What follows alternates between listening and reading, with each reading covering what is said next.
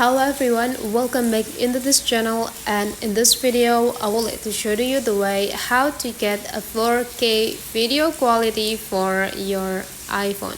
So to do that, you just need to open your setting application, and right after that go scrolling up until you found camera. Whenever you found the camera, you just need to go click them. Now you just need to take a look on this top line. There will be a record video with the format that you have currently, so you just need to go click them. If you want to have the 4K, there will be like 3 options over there. 4K at specific FPS. If you want to have the best quality 4K, choose the last one, the 4K at 60 FPS. But then you need to consider that the highest the resolutions that you get, the higher or the bigger also the data that will be the picture of the video take from your photo storage.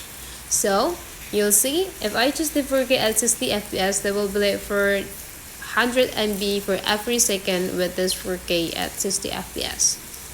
So if you're dealing with that, just go on. You will get this 4K at 60 FPS for your video recorder.